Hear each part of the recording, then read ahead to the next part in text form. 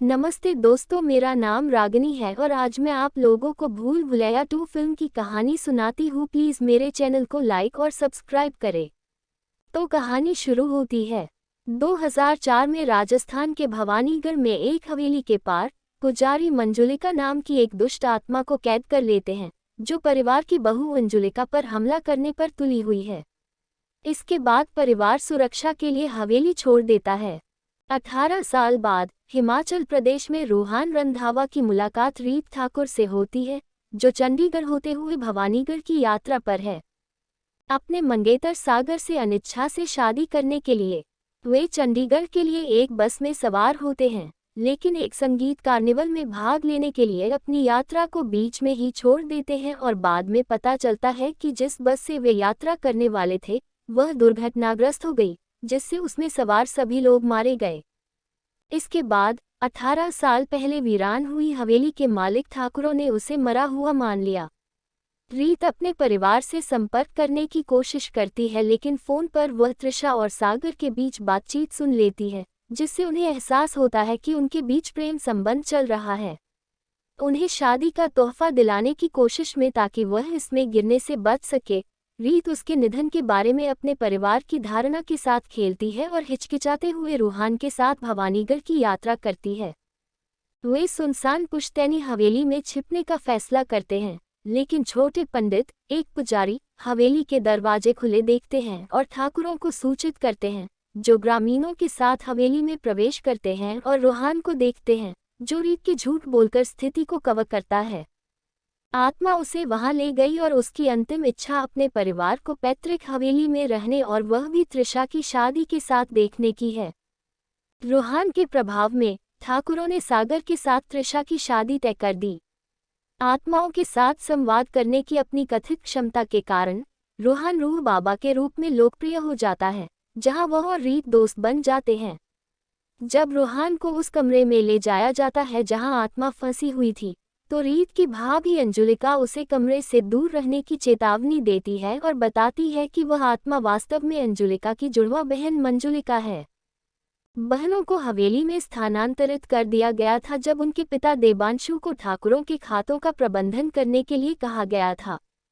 अंजुलिका की प्रतिभाओं के प्रति देवांशु के पक्षपाती स्नेह ने मंजुलिका में ईर्ष्या पैदा की, जो घृणा में बदल गई। 2004 में दोनों बहनों को रीत के बड़े भाई उदय ठाकुर से प्यार हो गया।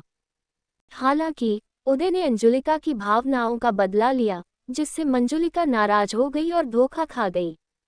मंजुलिका, जिसने काला जादू सीखने में सांत्वना मांगी, अंजुलिका के खिलाफ जादू को एक हथियार के रूप में इस्तेमाल करने का फैसला किया। उदय और अंजुलिका की शादी की रात मंजुलिका ने सच्चाई का पता लगाने के लिए देवांशु को बेरहमी से चाकू मार दिया और अंजुलिका की हत्या करने के लिए निकल पड़ी, लेकिन उसने खुद को बचा लिया और मंजुलिका को आत्मरक्षा में मार डाला। मृत होने के बावजूद मंजुलिका ने परिवार को अकेला नहीं छोड़ा, क्योंकि उसकी आत्मा ने उन्हें नुकसान पहुंचाना जारी रखा और उदय को बालकनी से धक्का देकर पंगु बना दिया। पुजारियों ने मंजुलिका को पकड़ लिया और उसे तीसरी मंजिल में बंद कर दिया।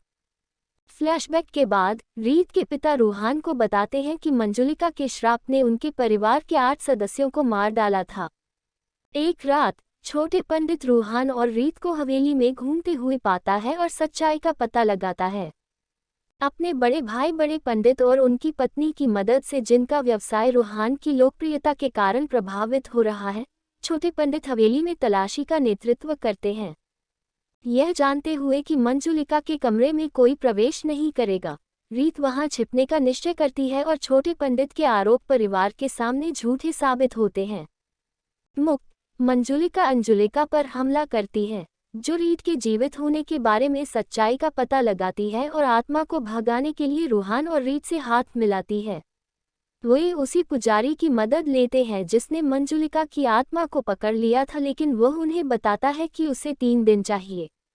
मंजुलिका की आत्मा पुजारी के पास है और वह खुद को मारने से पहले अपने शिष्यों को मार डालता है। रूहान उस आत्मा से मिलता है और डर के मारे छत से गिर जाता है। रूहान महल में लौटता है, बंगाली में बातचीत करता है और खुद को मंजुलिका होने का दावा करता है, जिससे पता चलता है कि वह प्रेतवाधित है। ठाकुर रीत को देखते हैं और सीखते हैं कि वह जीवित है। रूहान अंजुलिका पर हमला करता है, जो रूहान पर हमला करने पर उसका गला काटने की धमकी देकर रीत को मानव ढाल के रूप में इस्तेमाल करती है और उसे अंजुलिका कहकर संबोधित करती है, जो परिवार को भ्रमित करता है। रूहान ने खुलासा किया कि वह आत्मा के वश में होने का नाटक कर रहा है और 2004 में जिस महिला की मृत्यु हुई थी वह वास्तव में अंजुलिका थी, जबकि जो उनके साथ रह रही है वह असली मंजुलिका है। 2004 में पुजारी की मदद से देवांशु की हत्या करने के बाद मंजुलिका के साथ ही होने का खुलासा हुआ। मंजुलिका ने काले जादू का उपयोग करके अंजुलिका को प्रभावित किया और उसकी पहचान चुरा ली। काले जादू के प्रभाव में मंजुलिका के रूप में प्रच्छन्न अंजुलिका ने मंजुलिका पर हमला किया, जिसने आत्मरक्षा के बहाने उसे चाकू मार दिया। जब उदय को सच्चाई का पता चला तो मंजुलिका ने उसे लकवा मारकर बालकनी से धक्का दे दिया और इस तरह उसे किसी को बताने से रोक दिया। सच्चाई जानने के लिए उसने परिवार के 8 सदस्यों को भी मार डाला। वर्तमान में अंजुलिका की आत्मा मंजुलिका पर हमला करती है और उसे उसी कमरे में कैद कर देती है जिसमें उसे 2004 में बंद कर दिया गया था। अंजुलिका की आत्मा अपने परिवार के साथ एक पल बिताती है और रीत के पिता से उसे माफ करने के लिए कहती है, क्योंकि इससे अंजुलिका और मंजुलिका की सच्चाई का पता चलता है। वह रूहान को धन्यवाद देती है और परिवार को छोड़ने के लिए कहती है, क्योंकि उसका मंजुलिका के साथ अधूरा कारोबार है। अंजुलिका कमरे में प्रवेश करती है और असली मंजुलिका को मार देती है। पूरा ठाकुर परिवार महल छोड़ देता है, जो फिर से वीरान हो जाता है।